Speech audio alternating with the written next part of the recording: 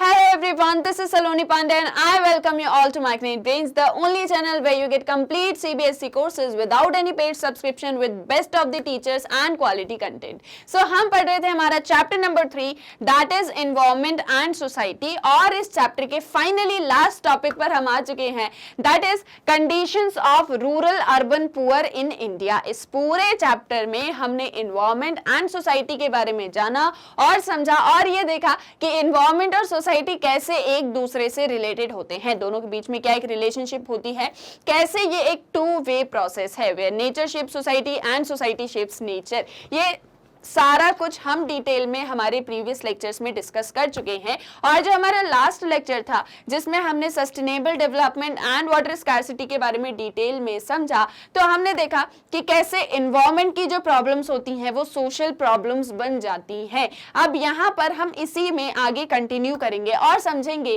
कि जो rural poor होते हैं और जो अर्बन पुअर होते हैं उनकी क्या कंडीशंस है इंडिया में, क्या सारे रीजंस हैं इन सारी चीजों के पीछे। हमने हमारे लास्ट लेक्चर में एंड किया था फार्मर सुसाइड के साथ में, हम विदर्भ रीजन के बारे में पढ़ रहे थे। हमने देखा कि वाटर स्कैर्सिटी जो है वो कितना बड़ा इशू है वहां, मतलब उस पूरे रीजन में, और उस वाटर स्कैर्सिटी की वजह से कितनी सारी सोशल प्रॉब्लम जो है पीपल को फेस करनी पड़ती है। और इन सारी चीजों की वजह से, क्योंकि वाटर स्कैर्सिटी है, इरिगेशन फैसिलिटीज अवेल नहीं कर पाते हैं फार्मर्स और उनकी जो फील्ड्स होती हैं वो ड्राई हो जाती हैं, जिसकी वजह से कोई प्रोडक्शन नहीं होता है, कोई प्रोड्यूस नहीं होता है, जिसे वो मार्केट में सेल नहीं कर पाते और उनके पास में किसी तरह का कोई भी जो है लाइवलीहुड नहीं होता है, अपनी लाइफ को सस्टेन नहीं कर पाते और अल्टीमेटली उन्हें जो है सिर्फ और सिर्फ एक ही रास्ता दिखता है, that is suicide. Okay, so we have seen that over the last 6 years reports indicate that thousands of farmers in Andhra Pradesh, Karnataka and Maharashtra have killed themselves often by drinking pesticide। हमने देखा कि last 6 years में कितने thousands of farmers ने जो है suicide attempt किया pesticide को ड्रिंक करके। क्यों? क्योंकि उनकी लाइवलीहुड सस्टेन करने के लिए उनके पास में कोई भी जो है मतलब सोर्स नहीं था कि कैसे जो है वो अपना घर चलाएंगे, कैसे अपने बच्चों का ध्यान रखेंगे, कैसे सारा कुछ जो है लाइफ को मतलब एक तरीके से चला पाएंगे। उनके पास में कुछ नहीं था, तो लास्ट ऑप्शन उन्होंने क्या सोचा कि हम सुसाइड कर लेते हैं, सारी प्रॉब्लम्स ही खत्म हो जाएंगी, हम उसे फेस ही ना करें। ठीक है, सो ऐसे एन नंबर ऑफ रीजंस होते हैं जिसकी वजह से फार्मर सुसाइड होती है। और जैसा कि हमने पहले भी पढ़ा हुआ है कि जो फार्मर सुसाइड का जो पूरा केस है that is related to sociology. क्यों सोशियोलॉजी से रिलेटेड है, क्यों सोसाइटी से रिलेटेड है? क्योंकि हमने देखा वाटर स्कैर्सिटी एक एनवायरमेंटल प्रॉब्लम है, लेकिन वो कैसे सोशल प्रॉब्लम बन गई और अल्टीमेटली सुसाइड अटेम्प्ट कर लिया। अब आप बोलोगे कि सुसाइड तो एक साइकोलॉजिकल फैक्ट है, उनकी अपनी इच्छा से उन्होंने सुसाइड किया, बट हम अगर सभी स्टडीज को मतलब पढ़ेंगे जो भी फार्मर सुसाइड को लेके होती है और आप उसका एक एवरेज निकालोगे तो आपको समझ में आएगा कि ये सारे फार्मर सुसाइड सोशल प्रॉब्लम्स की वजह से होते हैं। ठीक है, अगर वाटर स्कैर्सिटी वाला आपने लेक्चर्स बहुत अच्छे से समझा है, बहुत अच्छे से सुना है, तो आप फार्मर सुसाइड का केस बहुत अच्छे से समझ गए होंगे। और जिस भी स्टूडेंट ने उसको नहीं पढ़ा है तो आप हमारे लास्ट लेक्चर में उसको पढ़ सकते हो। Okay, now what drive farmers, people who stoically deal with the uncertainties inherent in agriculture to this extreme step? अब क्या वो सारी चीजें होती हैं जिसकी वजह से फार्मर्स इतना एक्सट्रीम स्टेप लेते हैं? वो फार्मर्स जिन्होंने ना जाने कितनी अनसर्टेनिटीज देखी हैं एग्रीकल्चर के अंदर, बट स्टिल जो है वो सुसाइड कर लेते हैं। सो इसके लिए the investigation of journalist P Sainath shows that farmers recent distress is due to fusion of environmental and economic factors. एक इन्वेस्टिगेशन की गई, किसने करी? पी साईनाथ ने, और उन्होंने ये बताया कि ये जो फार्मर्स का डिस्ट्रेस है, ये जो फार्मर सुसाइड वगैरह के केसेस हैं, ये 2 कारणों की वजह से हैं, एक एनवायरमेंटल और एक इकोनॉमिक फैक्टर्स। यानी कि एनवायरमेंटल प्रॉब्लम्स और जो इकोनॉमिक फैक्टर्स हैं ये बहुत ही मेजर रोल प्ले कर रहे हैं फार्मर सुसाइड या फार्मर्स डिस्ट्रेस के केसेस में, और हमें इनकी तरफ ध्यान देने की जरूरत है। जैसे हमने वाटर स्कैर्सिटी देखा कि वाटर स्कैर्सिटी एक एनवायरमेंटल कॉज है, लेकिन वहां पर जो भी रिच पीपल हैं उन्होंने क्या किया, वाटर पार्क्स वगैरह बना लिए, प्रॉफिट अर्न करके चले जाते हैं, लेकिन जो विलेजर्स हैं, जो पुअर पीपल हैं, उन्हें इसके थ्रू कुछ भी नहीं मिलता, ना ही इरिगेशन, ना ही पीने को पानी। सो अल्टीमेटली ये सारे रीजन जो है इनके लिए रिस्पॉन्सिबल हैं। And agrarian conditions have become more volatile as farmers are expose to the fluctuations of the world market and as government support for small farmers decline due to liberalisation policies.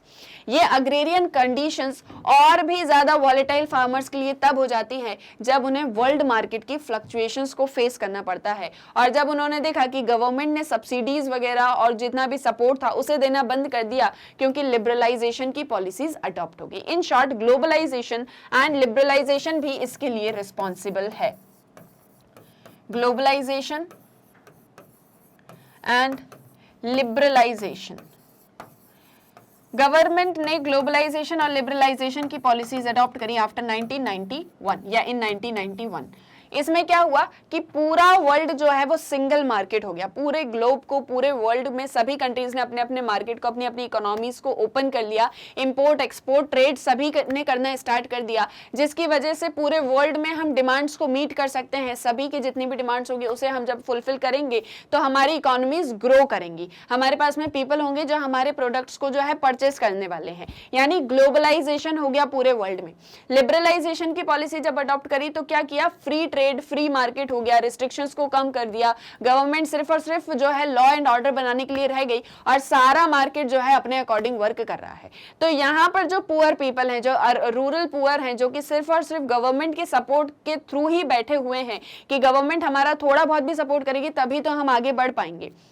जैसे हमने कहा कि society में बहुत सारी inequalities हैं, कोई बहुत रिच है, कोई बहुत पुअर है, किसी के पास में सारा एक्सेस है रिसोर्सेज को लेके, किसी के पास में कोई एक्सेस नहीं है रिसोर्सेज को लेके, ना कोई अपॉर्चुनिटीज हैं।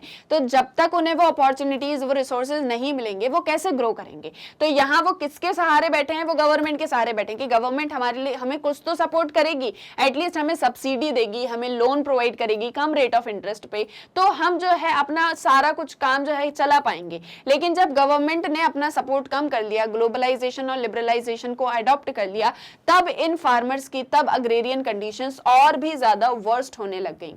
Cotton farmers grow a high risk high return crop, cotton needs some irrigation. अब अगर हम कॉटन फार्मर्स की बात करें, उसमें सबसे ज्यादा रिस्क होती है और उसमें सबसे ज्यादा रिटर्न भी होता है। मतलब कि अगर आप कॉटन फार्मर हो, आप कॉटन की जो है कल्टीवेशन करते हो, प्रोड्यूस करते हो, तो आपको सबसे ज्यादा रिटर्न मिलने वाला है अगर बहुत अच्छा प्रोडक्शन होता है तो। लेकिन सबसे ज्यादा रिस्क पर भी यही कॉटन फार्मर्स होते हैं। क्यों? क्योंकि इसमें चाहिए इरिगेशन। इसके लिए क्या चाहिए? इरिगेशन चाहिए, मतलब अच्छा खासा जो है वाटर अवेलेबिलिटी होना चाहिए। लेकिन हम किसकी बात कर रहे थे? हम बात कर रहे थे वो जो ड्राई लैंड हो चुके हैं, उन एग्रीकल्चर या उन फार्मर्स की जो इन ड्राई लैंड पर ही प्रोडक्शन के बारे में सोच रहे हैं। तो जहां इरिगेशन की जरूरत है, अब वहां इरिगेशन ही नहीं पहुंच रहा, वहां पानी ही नहीं है, तो वो फार्मर्स क्या करेंगे उस एक चीज के लिए। Secondly, it is also very susceptible to pest infestation. यहाँ पर जो है कॉटन जो होता है उसमें पेस्ट लग जाती है, उसमें जो है मतलब बहुत सारे वॉर्म्स वगैरह लग जाते हैं। Cotton growers thus need capital to invest in irrigation and pest control. तो इसके लिए जो कॉटन ग्रो कर रहे हैं उनको क्या एक चीज की जरूरत है? सबसे पहले तो उन्हें जो है अच्छा खासा कैपिटल चाहिए जिसके थ्रू वो इरिगेशन जो है वो कर पाए, मतलब वाटर अवेलेबिलिटी जो है उसको पूरा कर पाए, वाटर जितना भी रिक्वायर्ड है उसको पूरा जो है वहां प्रोवाइड कर पाए, और दूसरी चीज जो पेस्ट है उसको कंट्रोल कर पाए। तो मतलब पैसा चाहिए in short. Both of these inputs have become more expensive over the years. अब इरिगेशन हो या चाहे पेस्टिसाइड्स हो, दोनों ही जो है वो कितने ज्यादा एक्सपेंसिव होते चल रहे हैं हम देख रहे हैं। क्यों? क्योंकि मार्केट में डिमांड उनकी बहुत ज्यादा है। हमने देखा ग्रीन रेवोल्यूशन के बाद में पेस्टिसाइड्स की कितनी ज्यादा डिमांड जो है बढ़ गई, और हमने ये भी देखा कि यूनियन कार्बाइड जो कि पेस्टिसाइड को जो है बनाती थी, वहां पर फैक्ट्री, भोपाल गैस ट्रेजेडी कैसे होती है, वहां पर यूनियन कार्बाइड के बारे में हमने पढ़ा ना, भोपाल गैस ट्रेजेडी के अंदर। सो ये सारी चीजें कितनी ज्यादा महंगी हो चुकी हैं। High levels of extraction have depleted water reserves, so farmers have to drill deeper. Irrigation चाहिए। अब इरिगेशन के लिए क्या करते हैं कि ज्यादा डीप में बोरवेल्स को जो है उसको डिग कर लेते हैं ताकि जो है उन्हें पानी मिल सके। लेकिन जब हम ज्यादा से ज्यादा ड्रिल डीप करेंगे तो वाटर रिजर्व जो है वो डिप्लीट हो जाएंगे, जितना भी ग्राउंड वाटर हमारे पास में बचा हुआ है वो भी पूरा खत्म हो जाएगा, सारे रिसोर्सेज को हम जो है एक्सट्रैक्ट कर लेंगे। और पेस्ट जो है वो भी रेसिस्टेंट हो गई है बहुत सारे पेस्टिसाइड्स को लेके, कि मतलब बहुत सारे पेस्टिसाइड्स पेस्ट के ऊपर भी काम नहीं करते हैं, तो उसके लिए हमें और ज्यादा जो है न्यू पेस्टिसाइड्स की जरूरत होती है जल्दी जल्दी। अब इतना ज्यादा जो है मनी और इतना ज्यादा रिसोर्सेज को कैसे जो है फार्मर्स जो है वो मतलब कैसे उसको अफोर्ड कर सकते हैं। Farmers in need of credit to purchase these inputs end up approaching private money lenders and traders who charge them high rates of interest. अब जो फार्मर्स चाहते हैं कि भाई मुझे तो प्रोडक्शन चाहिए चाहिए क्योंकि मेरे पास में और कोई ऑप्शन है नहीं, तो वो क्या करते हैं, जो मनी लैंडर्स होते हैं, जो कि रिच पीपल होते हैं, उनसे लोन ले लेते हैं, ठीक है। अब वो जो लोन देते हैं तो वो हाई रेट ऑफ इंटरेस्ट पर देते हैं कि जब आप मुझे ये लोन रिटर्न करोगे तो मैं आपको जो है 15%, 20% आपको इस पे मुझे जो है वो देना पड़ेगा, लोन इंटरेस्ट देना पड़ेगा, ठीक है। मतलब जब सपोज आपने मुझसे 1 लाख रुपीज जो है लोन लिया है और आप मुझे उसे 1 साल बाद रीपे करोगे, तो आप मुझे 1 लाख नहीं, आप मुझे 2 लाख रुपीज रीपे करोगे, क्योंकि मैंने आपको 1 लाख मतलब जो है पूरा अमाउंट 1 साल के लिए आपको दे दिया है। तो वो क्या करते थे, उसके ऊपर बहुत ज्यादा इंटरेस्ट चार्ज करते थे। If the crop fails the farmer can't repay the money. अब मान लो कि जो है फार्मर ने जो भी क्रॉप लगाया है वो फेल हो गया, ठीक है, उसका कुछ प्रोडक्शन ही नहीं हुआ और जो है क्रॉप फेलर हो गया, तो ना ही फार्मर उस लोन को रीपे कर पाएगा और ना ही वो अपने घर की तरफ ध्यान दे पाएगा, ना ही अपने मतलब जो बोलते हैं ना उसकी जो डोमेस्टिक रिस्पॉन्सिबिलिटीज हैं उन्हें भी फुलफिल नहीं कर पाएगा।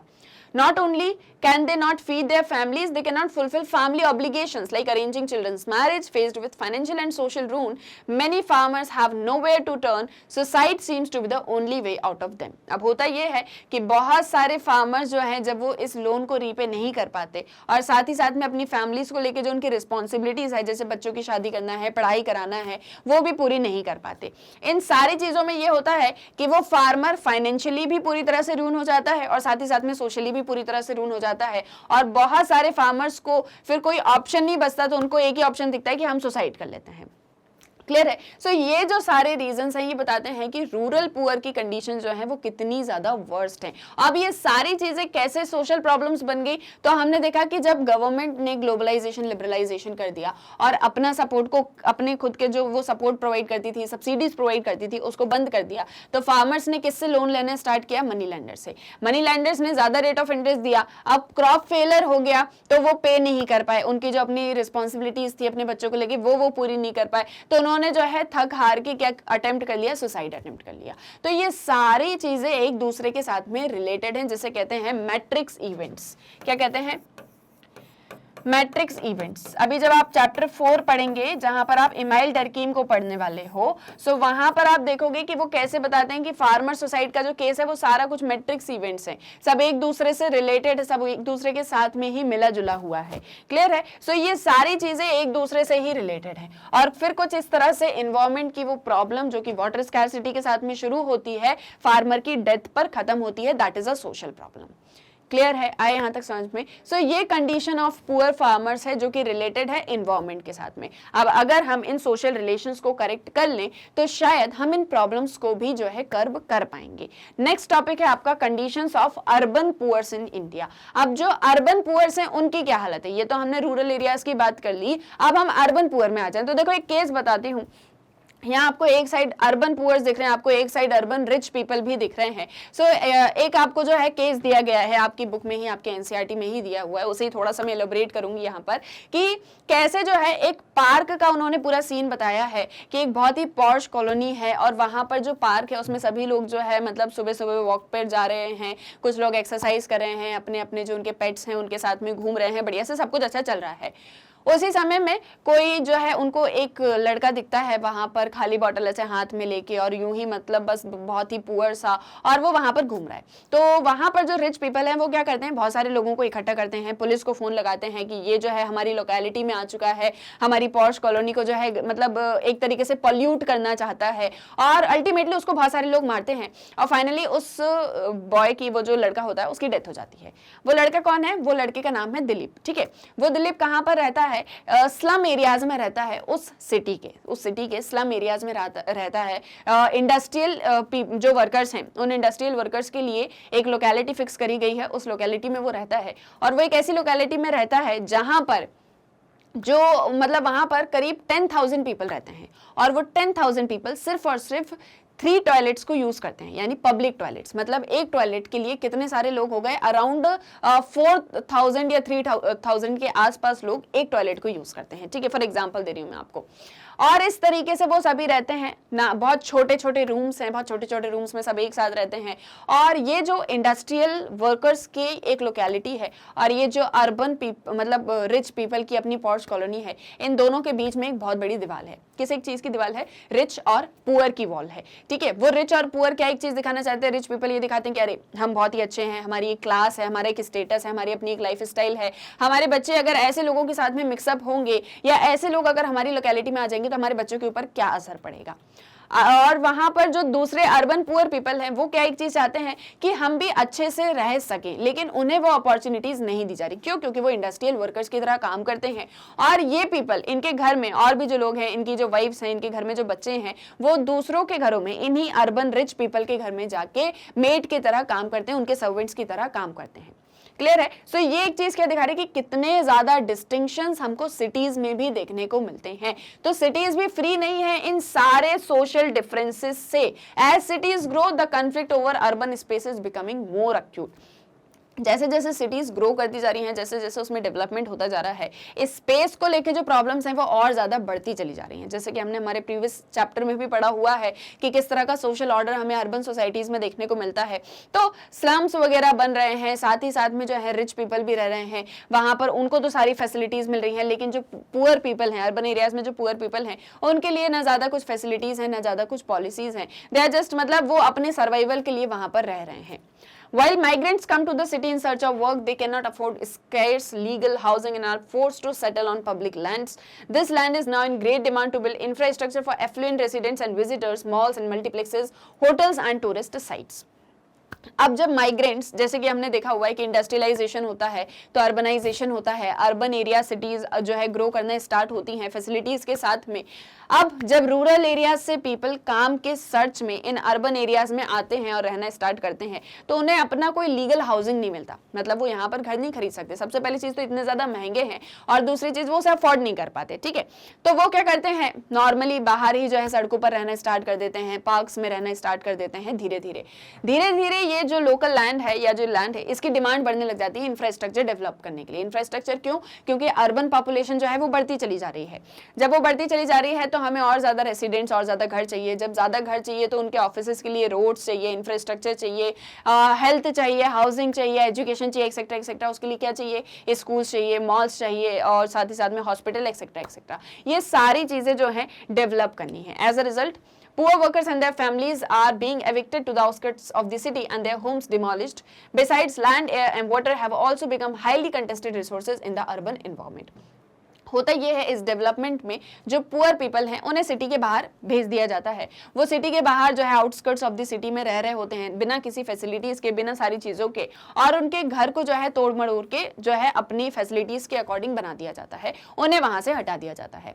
और अर्बन एरियाज में सिर्फ और सिर्फ स्पेस की ही प्रॉब्लम नहीं है, बल्कि एयर, वाटर, सैनिटेशन और लैंड एक्सेट्रा एक्सेट्रा हर एक चीज की प्रॉब्लम्स हमें देखने को मिलती हैं। सो ये सारी चीजें क्या दिखाती हैं कि कैसे एनवायरमेंट, सोसाइटी एक दूसरे से रिलेटेड है। इकोनॉमी, पॉलिटी, इन सब में एक इंपॉर्टेंट रोल प्ले कर रही हैं। इकोनॉमी की हम बात करें सो कैपिटलिस्ट की हम बात करते हैं, पॉलिटी की हम बात करें सो हम गवर्नमेंट की बात करते हैं। क्लियर है? आए यहाँ तक समझ में? सो आई होप ये जो पूरा चैप्टर है ये आपको बहुत अच्छे से क्लियर हो गया होगा कि environment, society, ecology, social environment, environmental problems, risk societies और साथ साथ में इन्वायरमेंट की प्रॉब्लम, सोशल प्रॉब्लम्स कैसे बनती हैं, ये सब कुछ डिटेल में क्लियर हो गया होगा और कोई भी डाउट नहीं होगा।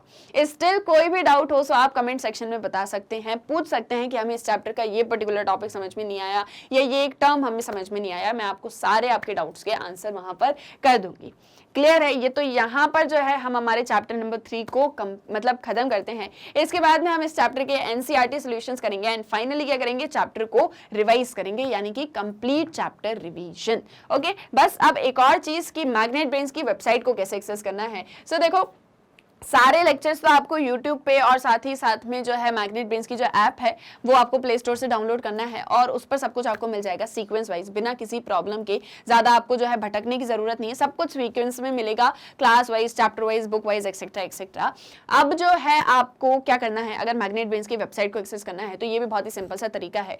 जस्ट गूगल पे जाना, एंटर करना www.magnetbrains.com। जैसे ये एंटर करोगे आपके सामने मैग्नेट ब्रेन्स एजुकेशन प्लेटफॉर्म जो है ओपन हो जाएगा। स्क्रॉल करोगे, देखोगे किंडरगार्टन से लेकर 12th क्लास तक के सभी क्लासेस के सभी कोर्सेज के वीडियोस अवेलेबल हैं।